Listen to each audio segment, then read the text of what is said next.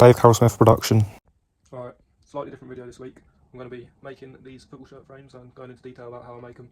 But I quickly want to say thank you for the support on the last video, because that is the most effort I've put into one. So it's nice to see that the views reflect that, you know, because every view on YouTube has value because it's someone who actually clicked on it, unlike other platforms. I was quite surprised, however, that it did well, because my longer music videos usually do quite bad.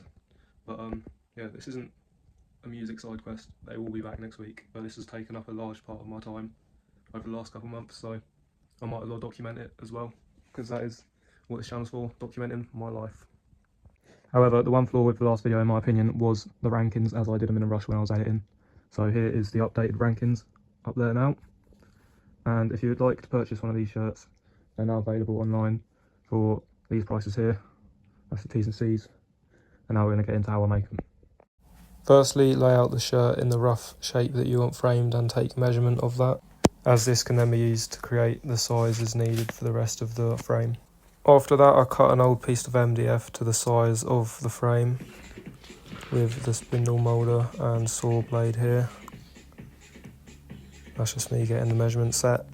Once I'd done that, I'd give it a light sand and then placed it inside of the shirt to see if it fit to the right size that I measured out, how I envisioned. Then after that, I cut up the shirt, as this is an extra service I want to provide if people want their shirts manufactured to any degree, to still keep the logos and memorabilia parts of it. I then put them to a side and use a lighter to burn off the wispy bits, and I will reapply them after making the rest of the frame. I then calculated the rest of the measurements needed and started measuring the wood that I had available to me.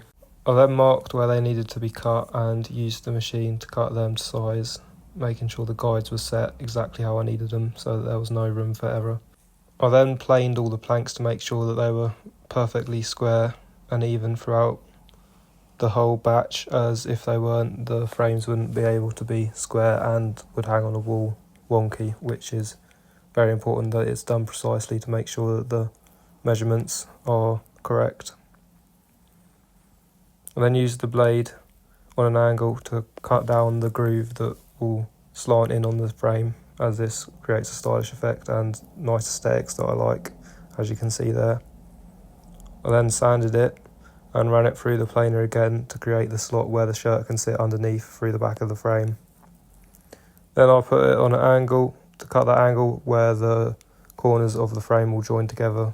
Next, I tested how it fit together using the table to make sure that it was all square. I then used a square ruler to mark where the dowels will need to go into the wood, and used this machine here to puncture holes where the dowels will go. If done correctly, they will all be on perfect angles and be able to slot together with the dowels as seen here. I then glued it after testing that it fit together and left it to dry. After it dried, I then took it out and made sure that it all looked good and was holding together structurally how I wanted it to and on the right angles. And repeated this for the rest of the wood that I had available to create the rest of the batch. I then continued to make sure that it was all glued together on the correct angles for the rest of the frames. I then tested how the shirt fit in it after it had set. Next, I sanded all the frames, making sure to work up the grit to give it a nice smooth finish that is soft to touch with your hands, as it is a decorational piece that will be stored inside of people's homes, like on a mantelpiece. I then stirred the oil to finish it and protect the wood. You know, I think I've got that motion down with swelling it about. Anyway, moving on. I then cut an old piece of foam with scissors down to the size that would be needed to rub along the grain without being too big or too small. I then dipped it into the oil to make sure that it had a thin amount on, as not much is needed. I then hardly rubbed it in to the grain to make sure that it had set all in and protected the wood as much as possible. After that, I set them above the ground to dry and left them for 24 hours so that it could fully set and fully seal the wood.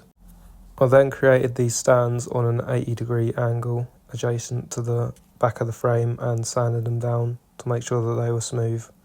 After that, I oiled them and left them to dry as well. I then cut a piece of wood to go on top of the back of the shirt with the old piece of MDF inside of it, and then used the turn buttons to hold it in place. I then placed the stand on the back and marked out where it would need to go. I then drilled holes through the back of the board that was holding the shirt in place for the stand to be screwed into and screwed onto. Screwed into and screwed onto? I don't know what I'm saying. I then screwed in hooks to hold it up on the wall. Jesus, I can't speak. Bear with me. I'm not feeling well, as you can tell by the sound of my voice. Here's the finished product. For further information, you can find it on my Instagram, which is there on the screen now. And these are the informational videos I made to advertise the product online. I hope you have enjoyed watching the behind the scenes of how I make the shirt frames, and if you're interested in buying one, let me know. There's limited stock at the minute until January, but I'm working to get some more made as soon as possible. When more stock is available, I also plan on improving the product by double routing the back to make sure that the shirts are even easier to swap out and hold in place for the average consumer. As for how much time they make and how much they cost to make and how much profit I get for when I sell them, I'm not going to go into, because I would not be a successful businessman if I did that. However, I do suggest that you do not try and make these at home, as a lot of dangerous machinery has been used and the right safety precautions have been followed at all times. I forgot to say as well, before I put the shirts in the finished frames, I pressed them down and glued the pieces with a book on top of it. This is my favourite three, which I'm keeping for myself. As you can tell, they all have different grains, which looks very cool to me. My favourite shirt of all time is that one there, the Chelsea Yokohama hard tyres, Eden Hazard vibes, you get me? Then obviously Thiago Silva, what a legend. I love that man a lot. I'd hoped to have the shirts on the wall there, so we're going to edit it as if it is now, but that hasn't been a possibility.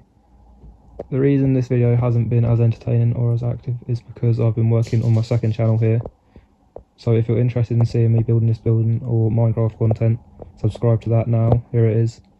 He's going to claim that he knows me, but I don't know anything about this family-friendly loser. Like, he's actually a gimp. I want nothing to do with him. Dave Carroll Smith is his own entity, doing his own thing, you get me? That family-friendly guy can stay doing whatever he's doing online, but I'll stick to the IRL music side quest personally. I hope you've enjoyed this video. Stay tuned till next week for the definitive best songs of 2025.